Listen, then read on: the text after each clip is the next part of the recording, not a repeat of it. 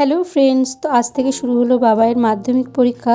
তো সকাল সকাল ঘুম থেকে উঠে কিন্তু একদম রান্নাঘরে চলে এসেছি। এখন প্রায় 4:30 পৌনে 5টা মতো বাজে, বাইরে কিন্তু এখনও অন্ধকার।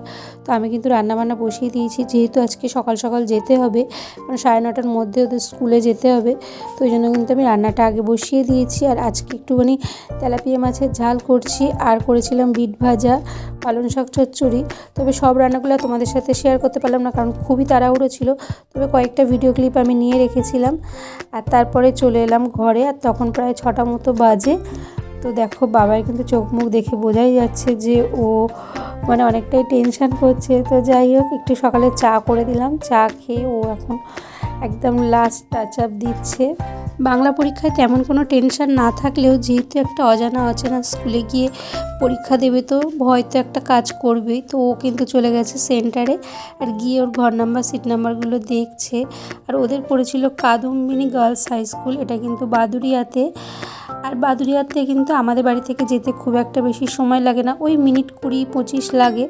তো যাই হোক, আমাদের কিন্তু স্কুলের ভেতরে ঢুকতে দেয়নি। তো আমরা বাইরে একটা হলে বসেছিলাম, আমি আর সৃজার মা। তো কি করব অনেকক্ষণ বসে থেকে, তো চলে গেলাম পাশে একটা মল ছিল, স্টাইল হাব। তো ভাবলাম সেখানে গিয়ে কিছুটা সময় কাটিয়ে আসি, কারণ 3 ঘন্টা তো সময় কাটাতে হবে। তো এখানে এসে দেখলাম কিন্তু ভালো ভালো কালেকশান আছে। তো যেদিন পরীক্ষা শেষ সেদিনকে হয়তো বাবাইকে নিয়ে আসবো, নিয়ে এসে ওর পছন্দ মতো একটা ড্রেস কিনে দেবো।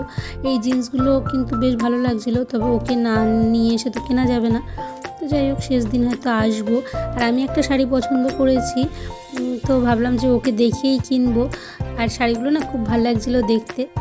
আর মেয়েরা তো শপিং করতে আসলে কোনটা ছেড়ে কোনটা নেবে ভেবেই ঠিক করতে পারে না। তো এইভাবে কিন্তু 3 ঘন্টা কীভাবে কেটে গেল বুঝতেই পারলাম না। তো যাই হোক, এই দুটো শাড়ির মধ্যে কিন্তু একটা শাড়ি আমি সিলেক্ট করেছি। তো তোমরাই জানিও কোন শাড়িটা বেশি ভালো লাগছে। তো যাই হোক, তারপরে কিন্তু আমরা চলে এলাম সেন্টারে। আর ততক্ষণে কিন্তু বাবাইদেরও পরীক্ষা শেষ হয়ে গেছে। তবে মুখের হাসি দেখে মনে হচ্ছে যে পরীক্ষা তো বেশ ভালোই হয়েছে। আর বাংলা পরীক্ষায় তো খুব একটা চাপ ছিল না। আর ভিডিওগুলো করে রাখলাম যাতে নিজের টাইম লাইনে থেকে যায়, সেই জন্য।